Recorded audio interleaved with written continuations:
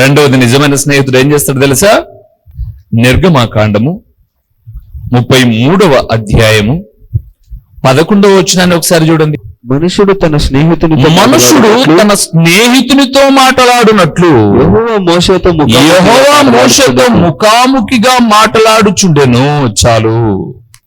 మూడవది, నిజమైన స్నేహితుడు ముఖాముఖిగా మాట్లాడతాడు. వింటున్నారన్నమాట? ముఖాముఖిగా, చాటుమాటున కాదు, రహస్యముగా కాదు, ముఖాముఖిగా. ముఖం ముందే, మనిషి ముందే, మనిషి పోయినాక వెనక కాదు. అక్కడ రాయబడిన మాట చూస్తే 11లో, మనుషుడు తన స్నేహితునితో మాట్లాడునట్లు. నా ప్రభువు నమ్మదగిన స్నేహితుడు ముఖాముఖిగా మాట్లాడుతున్నాడు. అవును ప్రియులారా, ఈరోజు ఫేస్బుక్లో చాలా మంది ఫాలోవర్స్ అని, చాలా మంది ఫ్రెండ్స్ అని కదండి, వీళ్ళంతా ముఖాముఖిగా మాట్లాడతారా?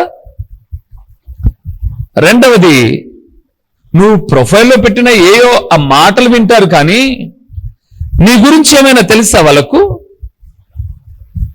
ఫ్రెండ్ రిక్వెస్ట్ పెట్టావు, యాక్సెప్ట్ చేశారు అని, నీ స్నేహితుడిని స్నేహితురాలను అని యాక్సెప్ట్ చేశారు. ఏం తెలుసు అతని గురించి నీకు? ఏం తెలుసు వాళ్ళ గురించి నీకు? ఒక స్నేహితుని ఎంపిక చేసుకునేటప్పుడు అతని గుణగణాలు, తల్లిదండ్రులు, ఇవన్నీ విచారించమా?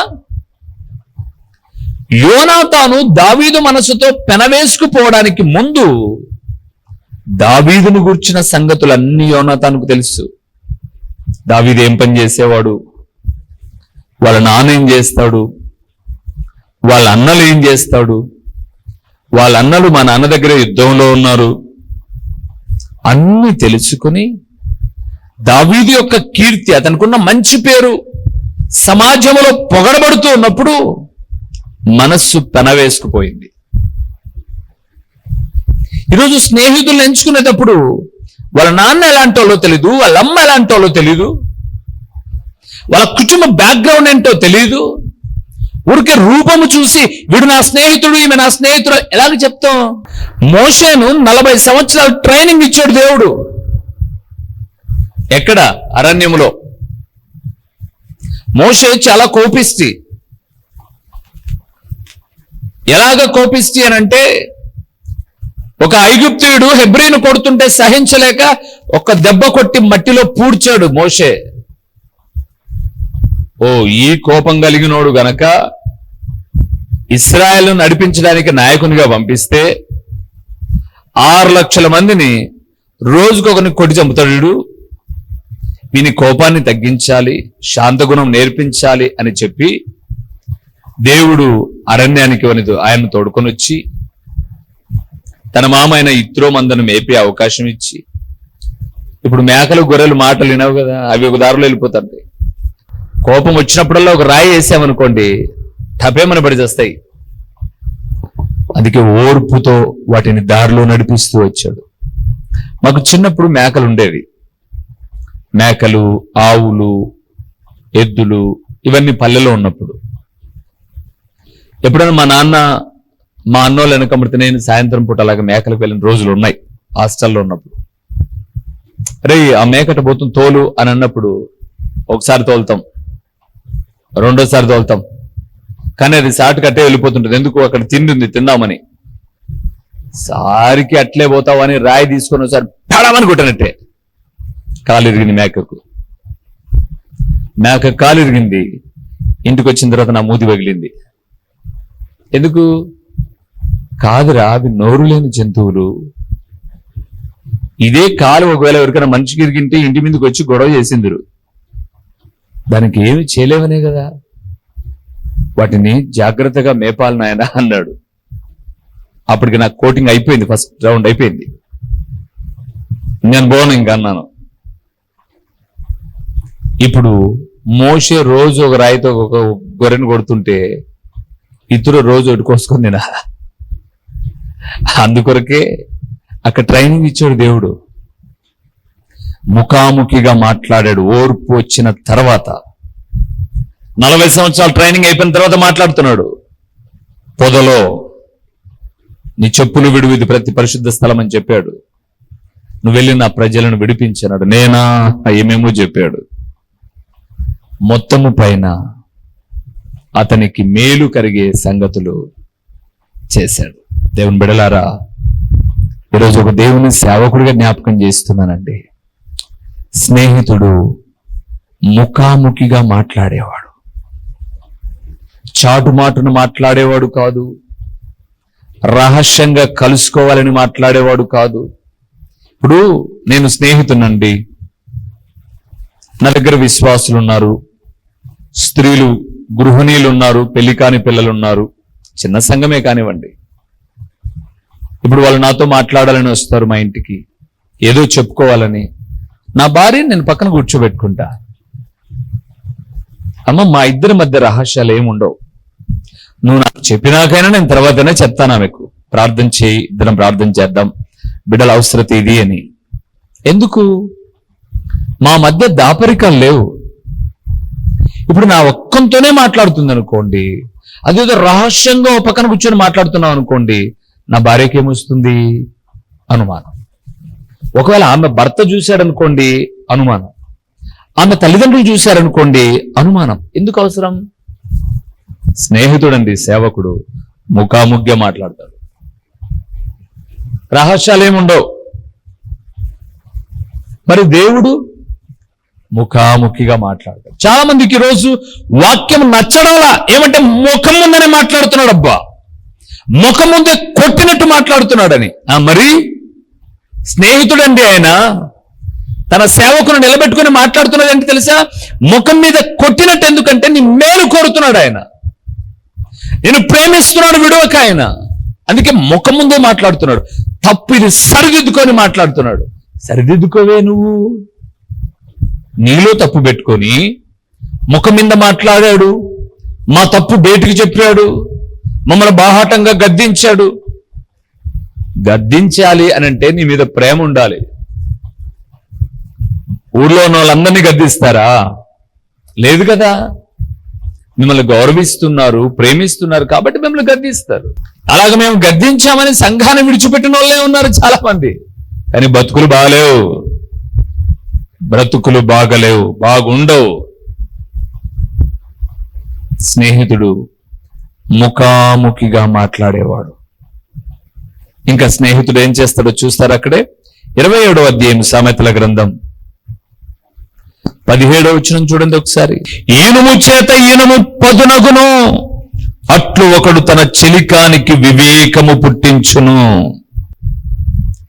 ఈనుము చేత ఈనుము పదునగునట. ఒకటి చెలికానికి, చెలికాడు అనగా అర్థం స్నేహితుడు అని. యేసుప్రభు అన్నాడు చెలికాడా, అర్థం స్నేహితుడా. స్నేహితుడు, నిజమైన స్నేహితుడు వివేకము పుట్టించువాడు.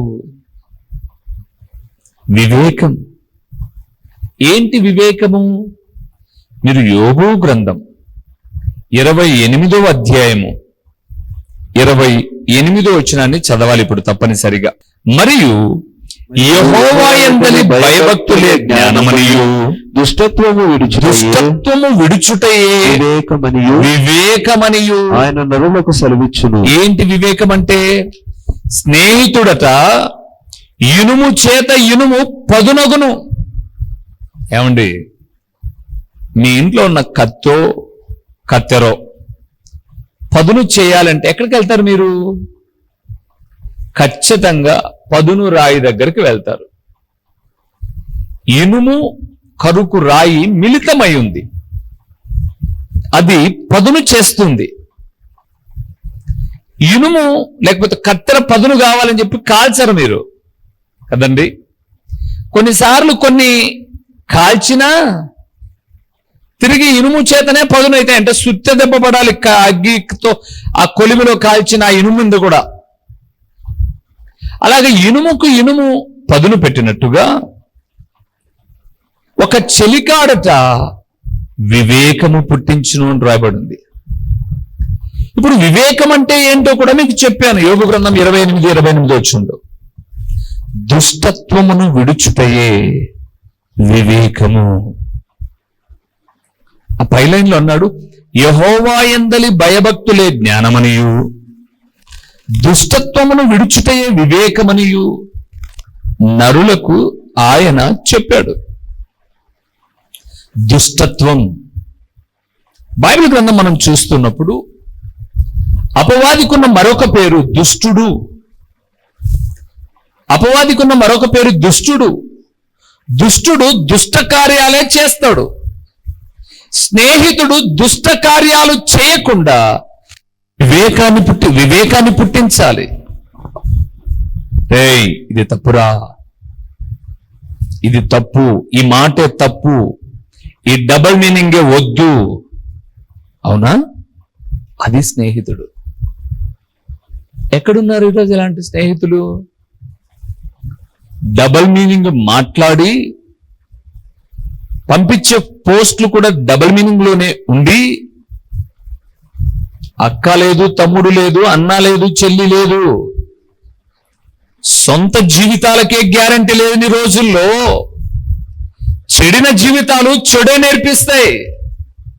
గుర్తుపెట్టుకోండి ప్రియులారా. సొంత కడుపును పుట్టిన వాళ్ళే కొన్నిసార్లు ఇంక వాడు చెప్తే వినడాన్ని వదిలేస్తే సంబంధం లేని వాళ్ళు నువ్వు పాడేదాకా నిన్ను వెంటాడుతారు. అయితే నిజమైన స్నేహితుడు ఏం చేస్తాడట? అలాంటి దుష్టత్వము నుంచి వివేకాన్ని పుట్టిస్తాడు. ఇది తప్పు, ఈ నడత తప్పు, ఈ మాట తప్పు. మా నాన్న ఒక మంచి మాట అన్నాడండి.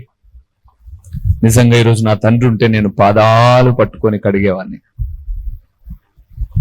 బ్రతికున్నప్పుడు ఆయన చెప్పిన విషయాలు, నేను యవ్వన ప్రాయంలో ఉన్నప్పుడు చెప్పిన విషయాలు, అవన్నీ నాకు ఇప్పుడు గుర్తుకొస్తూ ఉన్నప్పుడు నిజంగా దేవునికి నేను ఎంతగానో స్తుతులు చెల్లిస్తాను. ఆయన అనేవాడు, మంచి స్నేహితున్నట 100 రూపాయలు ఇచ్చైనా సరే సంపాదించుకోవాలట. వింటున్నారా? మంచి స్నేహితుణ్ణి 100 రూపాయలు ఖర్చు అయినా సరే సంపాదించుకోవాలి. చెడు స్నేహితుని 1000 రూపాయలు ఖర్చు అయినా సరే వదిలించుకోవాలి. మన దగ్గర లేదు 1000, అప్పైనా తీర్చుకోవచ్చు. అలాంటి స్నేహాలను పెట్టుకోకూడదు, వదిలించేసుకోవాలి. వదిలించుకోకపోతే ఉరి వేసుకొని చావాలి, మెడకు ఉరి వేసుకొని చావాలి. వదిలించుకోవడం మేలా, విదిలించుకోవడం మేలా, నిజమైన స్నేహితుని సంపాదించుకోవడం మేలా? ఈరోజు చెడుకు ఎక్కువ ఖర్చు అండి, మీకు తెలుసు. కొంతమంది నాకు తెలిసిన వ్యక్తులు ఈరోజు కూడా ఒక 100 రూపాయలు అప్పిరా అని ఎవరైనా అడిగితే ఈరంట. రే ఈరోజు మందు తాపురా అంటే రారా తాపుతా. 100 రూపాయలు అప్పు ఇవ్వడు, 500 మందైనా తాపుతాడు. వీడెవడు? దుష్టుడు, చెడగొట్టేవాడు, పాడు చేసేవాడు, పతనం చేసేవాడు. చెడుకు చాలా ఖర్చు పెడతారండి ఈరోజు. పాపానికి చాలా ఖర్చు పెడతారు, పవిత్రతకు ఖర్చు పెట్టరు, పరిశుద్ధతకు ఖర్చు పెట్టరు. దేవుడు మాట్లాడుతున్నాడు, నిజమైన స్నేహితుడు వివేకం పుట్టిస్తాడు. వివేకం అంటే ఆ పై మాట గుర్తుపెట్టుకోవాలి మీరు.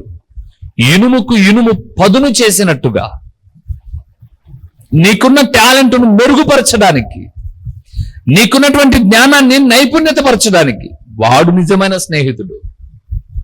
దేవుని బిడ్డలారా, ఈ వాక్యమనే నా కొడుకు కూతురు లాంటి వయస్సు కలిగిన వారలారా, లేదా నా తమ్ముడు చెల్లెలు లాంటి వయస్సు కలిగిన వారలారా, మీ స్నేహితులతో మీరు ఎలాగున్నారో చూసుకోండి.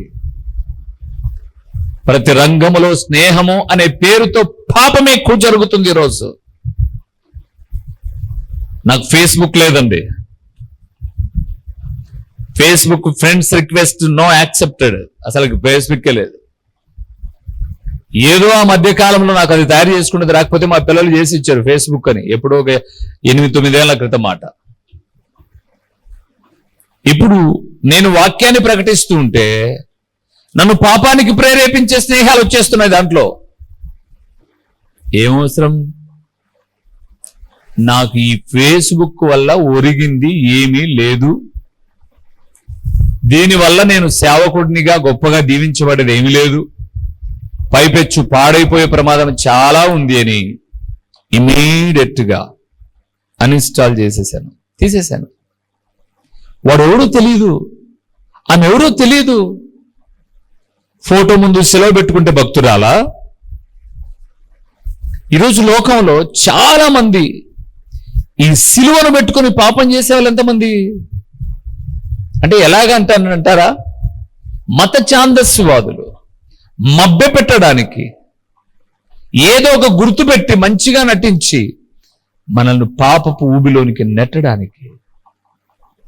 అందుకే నేను చాలా జాగ్రత్తగా ప్రభు పాదాల చెంత నా సాక్ష్యాన్ని కాపాడుకొనడానికి, నా విశ్వాసాన్ని కాపాడుకోవడానికి, నా ఆత్మీయ జీవితాన్ని కాపాడుకోవడానికి వివేకము పుట్టించే ప్రభువును నా స్నేహితునిగా ఎంచుకున్నాను. చెప్పండి. నిజమైన స్నేహితుడు విడువక ప్రేమిస్తాడు, మన మేలు కోరుతాడు, ముఖాముఖిగా మాట్లాడతాడు. 4వది వివేకాన్ని పుట్టిస్తాడు. 3వది వివేకాన్ని పుట్టిస్తాడు. 4వది. 5వ విషయం చెప్తాను. ఇంకా 5 విషయాలు తర్వాత సందేశంలో చెప్తాను. ఒక విషయాన్ని చూద్దాం. యోహాను సువార్త 3వ అధ్యాయము 29వ వచనాన్ని ఒకసారి మనం చూద్దామా? పెండ్లి కుమార్తె గలవాడు పెండ్లి కుమారుడు అయితే నిలవబడి పెండ్లి కుమారుడి స్వరము వినేడి స్నేహితుడు. ఏ స్నేహితుడితను? పెండ్లి కుమారుని యొక్క స్వరము వినే స్నేహితుడు. ఆ పెండ్లి కుమారుని స్వరము విని సంతోషించేవాడు. దేవుని బిడ్డలారా, స్నేహితుడు ఎవరో తెలుసా? పెండ్లి కుమారుని స్వరము విని సంతోషించేవాడు స్నేహితుడు. ఎవరు పెండ్లి కుమారుడు? సంఘమైన మనలను పరమునకు తీసుకువెళ్ళడానికి మధ్యాకాశములోనికి రాబోతున్న ప్రభు అయిన యేసు క్రీస్తు. ఆయన స్వరము విని మనము సంతోషించాలి. ఈరోజు ప్రభునందు ప్రియులారా, దేవుని ప్రేమిడలముగా దేవుని స్వరము విని సంతోషించాలి. ఆయన స్నేహితుని స్వరము. ఈరోజు మన లోకంలో చూస్తే, లోకంలో చాలా మంది స్నేహితులు ఉన్నారు కదండి. వారి మాట వింటే, వారి గద్దింపు వింటే, వారి హెచ్చరికలు వింటే, వారి మేలుకొలుపు మాటలు వింటే, వారి వివేక సంగతులు వింటే మనకేం కలగాలి? సంతోషం కలగాలి. ఎంత మంచి స్నేహితుడు దొరికాడు నాకు. నా తల్లిదండ్రులు ఏ విషయాలైతే నా మేలు కోరి చెప్తారో అవే విషయాలు నా స్నేహితుడు కూడా చెప్తాడు. ఒక గోల్ను కలిగి ఉండాలి ప్రియులారా. నేను ఎప్పుడు ఒక మాట జ్ఞాపకం చేస్తుంటాను. నా కాళ్ళ మీద నేను నిలబడేంత వరకు నాకు ఎన్నో పెళ్లి ప్రయత్నాలు, అంటే యవ్వనంలోకి వచ్చేసాను అని పెళ్లి ప్రయత్నాలు చేసి మా అమ్మ మా నాన్న ముసలోళ్ళు అయిపోతున్నాం, అన్నోళ్ళకి 2 పెళ్లిళ్ళు అయిపోయాయి, అక్కగారికి 3 పెళ్లిళ్ళు అయిపోయాయి, ఎవరి కుటుంబాల వాళ్ళు అయిపోయారు, నీకు పెళ్లి చేస్తే మేమేదో ప్రశాంతంగా ఉంటామంటే, నాకు పెళ్లి చేస్తే మీరు ప్రశాంతంగా ఉండే సంగతి పక్కన పెట్టండి, నేను ప్రశాంతంగా బతకలేను. ఎందుకంటే నన్ను నేను బతికించుకునేది నాకు చేత కాదు, నన్ను నేను పోషించుకునేది నాకు చేత కాదు. ఇంకా మళ్ళా ఇంకొక ఆమెకు ఏం పోషిస్తాం నేను? ఈరోజు లోకంలో జరిగే పనులన్నీ ఇవే. ఏంటమ్మా అప్పుడే అబ్బాయికి పెళ్లి చేశారంటే, మేం పనులు చేసుకోలేక. అయ్యా, నువ్వు పనులు చేసుకోలేకపోతే పని మనిషిని పెట్టుకో. వాడికి పెళ్లి చేయడం ఏంటి? పని మనిషి పెళ్లి చేసుకునేది. రెండవది, మేము పని చేసుకోలేకనే వాళ్ళు కొందరైతే, అబ్బాయికి వయసు వచ్చింది కదండి, అబ్బాయికి వయసు వచ్చింది, స్థిరపడ్డా? ఈ మాట విన్న దేవుని బిడలారా, 25 సంవత్సరాల లోపల మనం అనుకున్న గోల్ను మనం రీచ్ అయితే మంచి యవ్వనం 25 years లో పెళ్లి చేసుకోవచ్చు. అప్పటికి నువ్వు స్థిరపడ్డావు అనుకోండి, నిన్ను వెతుక్కుంటూ వస్తాయి సంబంధాలు, అమ్మాయి అయినా అబ్బాయి అయినా. అంతకుముందు నువ్వు వీధులంబడితే తిరిగావు అనుకో, అడక్కదింత బతుకుతావు వీధులంబడితే. మళ్ళా అంతే జరిగేది. వీధులంబడి తిరిగినాడు ఎప్పుడు వీధులంబడితే తిరుగుతుండాలి బతుకు కాలం అంతా. ఎందుకు? అప్పుల కోసం. ఇప్పుడు స్థిరపడక ముందే పెళ్లి చేసుకుంటే వీధులంబడి ఎందుకు తిరుగుతాడు? ఇంకా అప్పుల కోసం. రెండవది, వీధులంబడి కూడా తిరుగుతాడు. ఎందుకో తెలుసా? అప్పులోళ్ళు వెంటబడుతుంటే దాక్కోవడానికి. అవసరం అంటారా అండి? చక్కటి ఆరోగ్యాన్ని, ఆయుష్నిచ్చిన దేవుని ఎదుట స్థిరపడు. 22 సంవత్సరాల్లో నాకు పెళ్ళయింది. 22 years. నాకు వివాహం 24 సంవత్సరాలైంది ఇప్పటికీ. అప్పటికి నన్ను నేను పోషించుకుంటున్నాను. నాకు ఒక కాన్ఫిడెంట్ ఏర్పడింది. నేను చేసుకున్న అమ్మాయిని, మా అమ్మ మా నాన్నను నేను పోషించుకోగలను. ఆ ధైర్యము, ఆ నమ్మకం నాకు వచ్చిన తర్వాత, ఆ ధైర్యము నమ్మకం నాకు ఎలా కలిగిందో తెలుసా?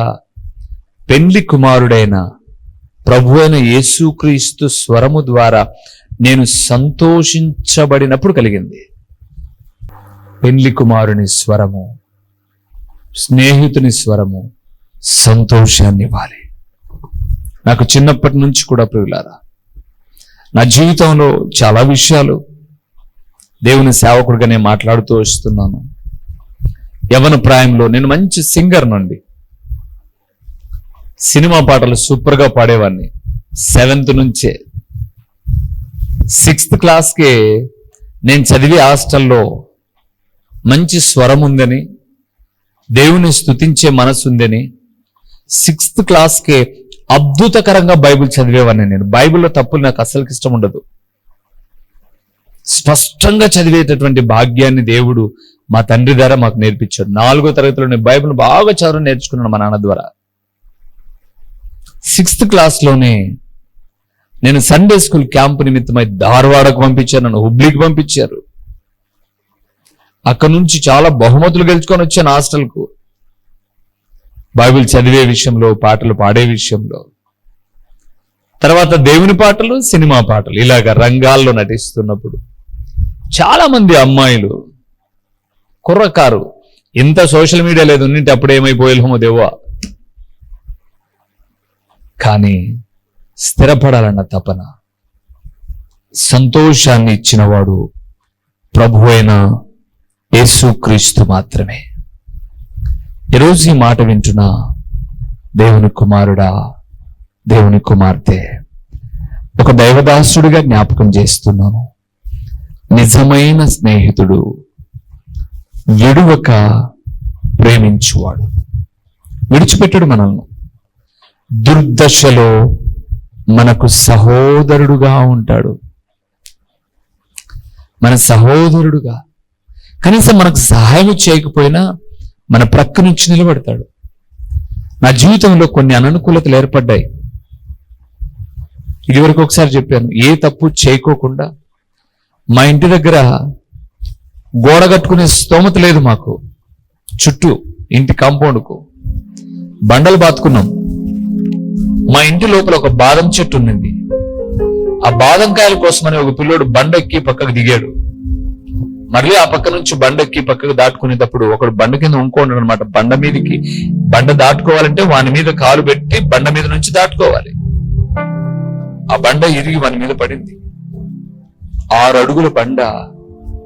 3వ తరగతి చదివే పిల్లోడు చనిపోయాడండి. నేను ఎప్పుడో బజార్ నుంచి వచ్చేసరికి బండ కింద చివరి కొన ఊపిరితో ఉన్నాడు ఒక పసిబిడ్డ. ఎత్తుకొని పరిగెత్తుకుంటూ గవర్నమెంట్ హాస్పిటల్కి వెళ్ళాం. అప్పటికి చనిపోయాడు పిల్లోడు. నా పిల్లలు కూడా అంతే వయసు, గుండె పిండి వేసింది. ఇది ఏ దారి తీస్తుందో అని పోలీస్ స్టేషన్కి వెళ్ళాను. సార్ ఇట్లా మా ఇంటి దగ్గర ఒక పిల్లోడు ఎవరో చనిపోయాడండి. అయ్యా నువ్వేం చేస్తావు? అక్కడంతా ఆటో పంపిస్తాం, ఎవరో పిల్లోడు చనిపోయాడని ప్రకటిస్తాం, హాస్పిటల్కి వస్తారు పేరెంట్స్ అన్నారు. నువ్వు వెళ్ళిపో అన్నారు. కానీ మనసులో బాధ ఉంది. అప్పుడు మేము కొత్తగా ఇల్లు కట్టుకున్నాం 2015లో. మా పొలం అమ్ముకొని ఇల్లు కట్టుకున్నాం, ఒక ఇల్లు ఉండాలని. ఇల్లు ఒక 9.5 లక్ష రూపాయల ఇల్లు 2015లో కట్టుకున్న ఇల్లుకు 2.5 లక్ష అప్పు మిగిలిపోయింది. ఇంకా అందరూ అనుకున్నారు ఇంత ఇల్లు మంచి కట్టుకున్నాడంటే ఇంకెంత డబ్బులు ఉన్నాయో అని. వాడు బండ కింద పడి చనిపోయిన మాట వాస్తవమే. కాకపోతే వీళ్ళతో డబ్బులు రాబడదాం అని చెప్పి రాజకీయాన్ని పులిమేరు. సార్ వీళ్ళు పలాని పార్టీకి సంబంధించిన వాళ్ళు అని ఒక రాజకీయ నాయకుడి దగ్గరికి వెళ్ళి, ఆ రాజకీయ నాయకుడు సిఐకి ఫోన్ చేసి, ఏ సిఐ గారు అయితే నన్ను నువ్వేం చేస్తావయ్యా, ఇదేం తప్పు లేదు కదా అని అన్నాడు. ఆయన స్టేషన్ లో పెట్టించారు నన్ను. 10 లక్షలు అడిగారు. పోలీసు వాళ్ళంతా వచ్చారు, ఎంక్వైరీలు చేశారు, చుట్టూ తిరిగారు. ఒక మాట వినండి, చుట్టూ తిరిగారు. నిజమేదో వాళ్ళకి తెలిసింది. అయినా సరే డబ్బులు ఉన్నాయని రాబడదాం. నాకు అల్లు లేవు సార్, నేను ఇల్లు అప్పు చేసి కట్టుకున్నాను. వినలా, 10 లక్షలు అన్నారు. రాజకీయంగా 8, 7, 6, 5, 7 లాస్ట్ కు ప్రభునందు ప్రియులారా, మా సంఘపు బిడ్డలు, ఆ పోలీస్ స్టేషన్ లో కూడా 2-3 పోలీసు వాళ్ళు మంచి కొంత డబ్బులు వేసి, ఆయన ఏం తప్పు లేదమ్మా, ఇంకొక బాబు ఉన్నాడంట కదా నీకు, వాని పేరు మీద వేసుకోండి అని 45,000 ఇచ్చారండి 10 లక్షల నుంచి. తప్పు ఉంటే నాతో నిలబెట్టేవాళ్ళ. అలాంటి సమయంలో మా అన్న కూడా పేదవాడే, నా ప్రక్కనున్నాడు, దుర్దశలో సహోదరుడుగా. అదే అండి రక్త సంబంధం అంటే, అదే అన్న తమ్ముళ్ళు అక్క తమ్ముళ్ళు అంటే, అది స్నేహం అంటే. గుర్తుపెట్టుకోండి ప్రియులారా, అందుకు చెప్పాను ఈ మాట. విడువక ప్రేమించువాడు, మేలు కోరువాడు, ముఖాముఖిగా మాట్లాడువాడు, పెళ్లి కుమారుని స్వరము వలె సంతోషంగా మనతో మాట్లాడాడు. ఉన్నాడా ఇలాంటి స్నేహితుడు ఎవరైనా? ప్రభువైన యేసుక్రీస్తు, ప్రభువైన యేసుక్రీస్తు. పిల్లలు, తల్లిదండ్రులు మీ స్నేహితులు, మీ మేలు కోరతారు. మీ రక్త సంబంధికులు మీ స్నేహితులు, మీ ఇబ్బందులు తోడుగా ఉంటారు. ప్రార్థన చేసుకుందాం, తలలు ఉంచుదాం. మహోన్నతుడమైన దేవ, మహాగణుడమైన పరలోకపు తండ్రి, నీ ఘనమైన నామమునకు స్తోత్రములు చెల్లిస్తూ ఉన్నాము నాయనా.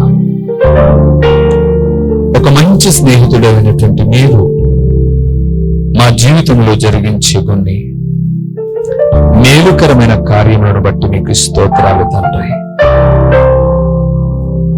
ఇవన్నీ కూడా మా ప్రభువైన యేసుక్రీస్తైన మీలో ఉన్న లక్షణాలు, తల్లిదండ్రుల్లో ఉన్న లక్షణాలు, కొన్నిసార్లు తోడబుట్టిన వారిలో ఉన్న లక్షణాలు. ఇలాంటి స్నేహం ఇప్పుడు లోకంలో దొరకదు నాయనా, కరువైపోయింది. కాబట్టి వాక్యం ఉన్న మా బిడ్డలు లోక స్నేహాలకు ఆకర్షితులు కాక, ఎందుకని మీ లేఖనం సెలవిస్తుంది నాయన, ఈ లోక స్నేహము దేవునితో వైరమని మీకు తెలియదా?